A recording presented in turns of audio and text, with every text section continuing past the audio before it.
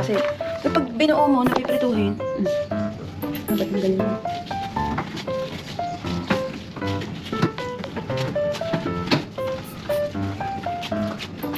Grabe siya. So guys, we are going to make Ilocos empanada. So we are making the dough.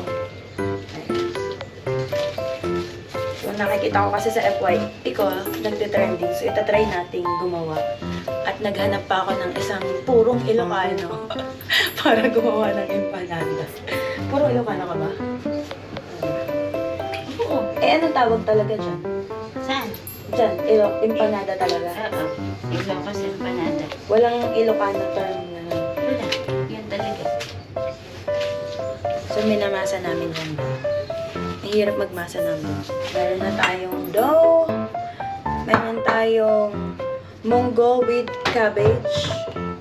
And, ano to? Ano tawag dito? Longganisa. Longganisa. Na homemade din. And then, of course, itlog.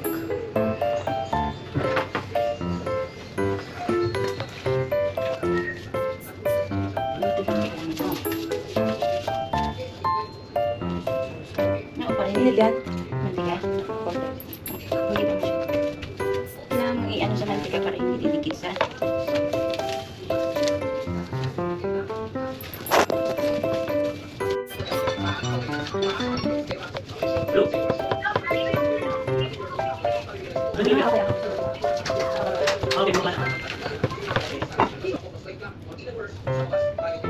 Sakto makalutok may isa pang testingan before sumangkot.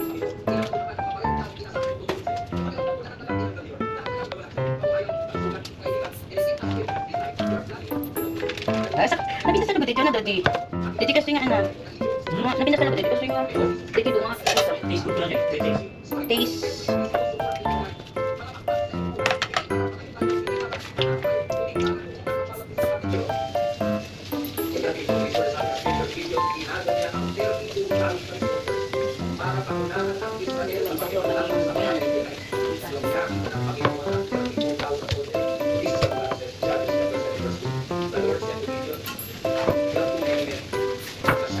Magaling ka na mukha. Gawa ni Jed. Ay, saan? Sa company. Ano bang company niyo? Construction. Tapos anong work niya? Furniture making. Kami? Ikaw sa, di ba yung parang coding something? Siya. Operation siya. Sa ano siya machine? Hindi maganda yun. Ano mo? Dapat flat na flat to para hindi siya ano. Kulubot. Oo. Kasi pag ganyan, napipigtas yung room. Maayos mo yun.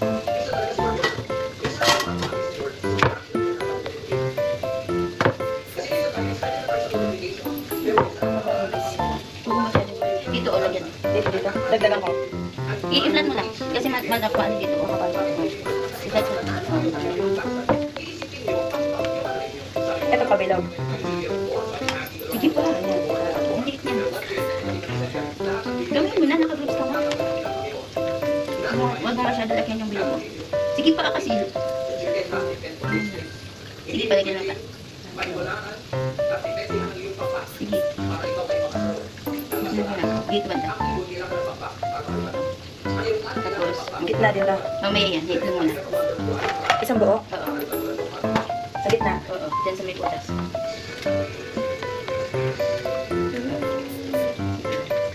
Tapos. Tapos yan. Sa taas. Sige. Sige pa konti. Tapos fold. Saka ba? Sige. Lock mo.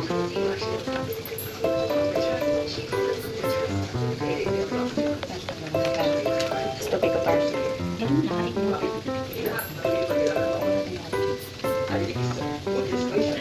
Kapal na dito. Tapos ganun lang. Huwag masyado abot. Sige, sige. Sige na. Medyo Parang pa. yan mamaya. Mahukunan din naman yung sit lang. Ay, nalambot pala siya. Tanggalin mo muna yan. Wait lang, napigtas eh. Hindi pwedeng ito. Manira pala dito. Kala ko madali. Wait lang, tanggalin ka lang. Wala! Sige. Hindi ganyan. Ilapan mo yung kamay. Hindi pwede, hindi dapat pwede.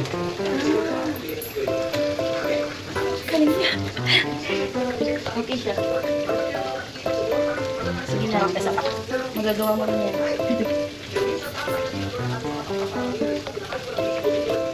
Oo nga, madami nga siya. Parang may pasta. Kasi hindi lang, malilit lang kung gawa natin eh. Ito, may bulot kasi dito. Tapos ito flat mo lang.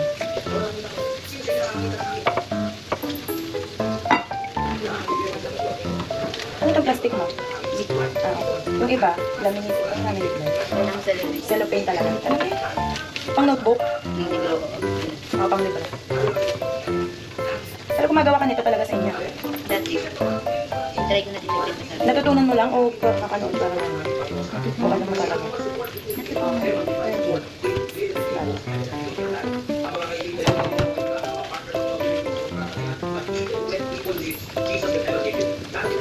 Hindi naman siya natigtas. Nasalba siya. Nasalbang siya.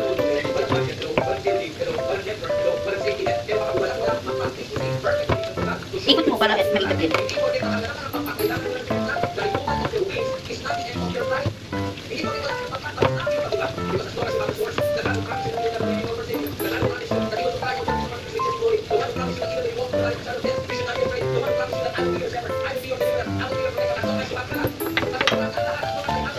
Ano na ginagawa mo? Lalabas ka. Naglalaptop. Si naglalaptop si Roseanne. Si Kuya, nagtatreadmill. Si Jason, hinigalaw. Si Ate Belle, niliguan si Jay. Gagawa mo. Si ano po, kahit linggo.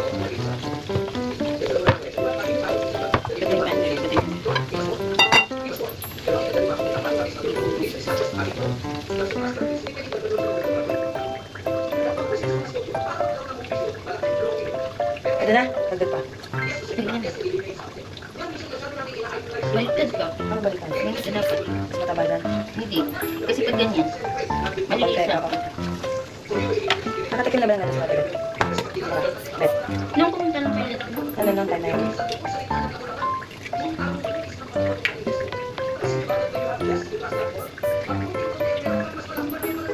tapos may time na nagluto ako na merenda naman. Pero pumupunta sila dito. Oo, hindi naman BBS. Ah, okay. O kasi kayo na Ate Bet ka, diba? Sige ba? Yan mo muna. Ilang mo muna bago ito guys. Takpan mo ito. Oh my gosh. Ba't laging doon? Sobrang nipis mo.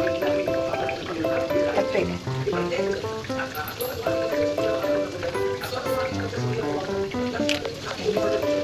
Let's try. Dahan-dahan. Sige, ano mo. Careful lang sa kawan. Natatakot ako. Natatakot ako. Natatakot ako. Nagapalog na. Tumasa ba? Hindi. Mabagal. Siya nang gumawa. Yan yung ano, pinakamarhirat na part. Maglagay na. Oo. Pero pag magluma mo, madali na lang. Sige lang, marami yan. Hanggang sa makuha mo. Eto na. Gawa na ang Ilocos empanada. So yan na siya pag nabuo. Mainit pa eh. Mahirap din siya. Hindi din siya ganun kadali.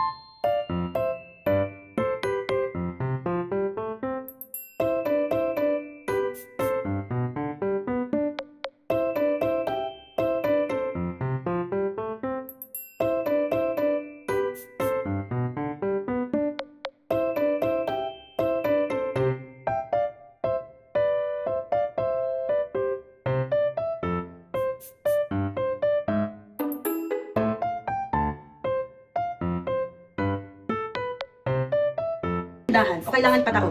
Pwede rin dahan-dahan, pero hindi mo kasi maano pag ganyan. Dapat ganun para, pero kamay. Sige, sige. Sige. Oh. Hindi ako huminga. Oh, tama. Tama siya. Tama siya. Pero medyo ano parang Wait lang. Wait lang. Hindi maano yung mamaya. Sige, bilis ko mulo. Mainay ka na. Guys, alam nyo, huwag niyong titipirin yung mga nagtitinda ng ganito. Mahirap din pala siya. Hindi siya akala mo madali lang. Ang dami ko na yung napapanood niya na gumawa ng ganyan din. Magkaroon hindi ito dito eh. Oo, ang dami ko napapanood ng mga fail. Nabibiak, na ano, hindi nila mabuo. Pero malasa, kaya nilang gawing malasa to. Ang problema nila ito. Yun din. Pag kasi yung dumo, hindi siya ang ganda yung paggawa. Hindi iyak na. Yung iba nga hindi kinukulo eh, sa mainit na tubig lang, di ba? Yung food color. Color ba yun? Hindi naman talaga pwede. Yung anato. Sabi kasi, yung ang tanong niya. Ano, may kuto. Laging gitna yung tinitira. Sige na. Lalabas ba itong itlog nito? Hindi yan pag mainit na naman diba. Basta okay lang yung pagkalamon. Parang gumawa na. Hindi mo siya na-close. Itabi mo yan. Para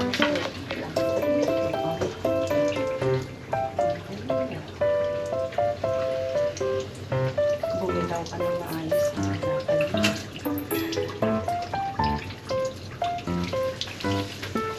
o, diba? Nagkukuha mo na.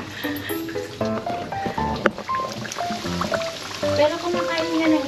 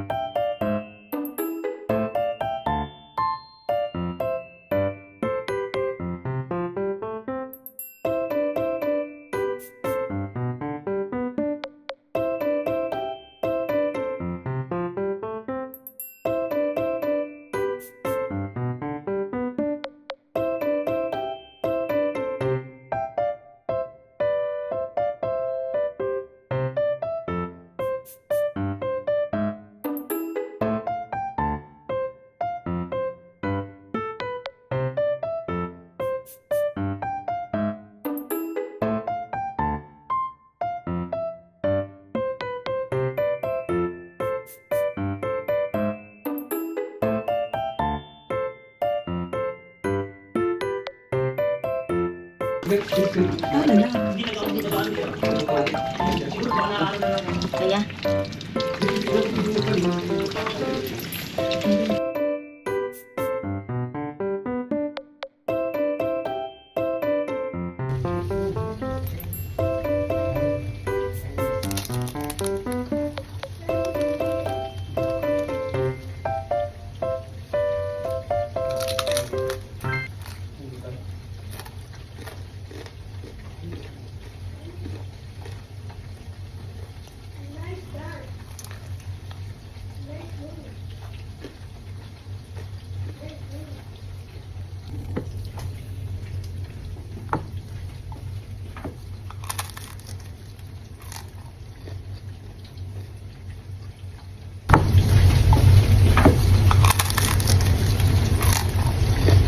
Natikman nyo na ba tong nagtitrending na Ilocos Empanada?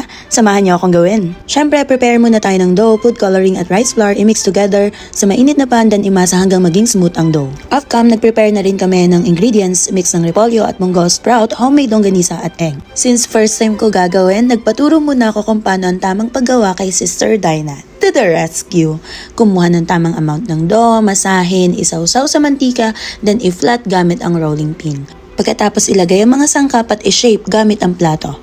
At ang pinaka-challenging na part kapag ilulubog na sa kumukulong mantika, medyo nakakatakot talaga. Ayoko ngang mapasok. Pero after ilang ulit na practice, samahan ng patience and love, makakabuo ka rin ng perfect Ilocos Empanada. Ang sarap sa feeling ng achievements na to. Praise God talaga sa buhay ni Sister Dinah. Siya talaga yung real chef cook. At syempre, tiki man time. Ang sarap, super lutong ng wrapper. Tapos sa loob may juicy longganisa. Nagka-crunch yung repolyo at munggo at perfectly cook yung egg. Grabe, ang ganda ng combination ng texture. Crispy sa labas at flavorful sa loob. So pinapanood ko lang to talaga dati. Ngayon, nagawa ko na. Glory to God, achievement unlocked!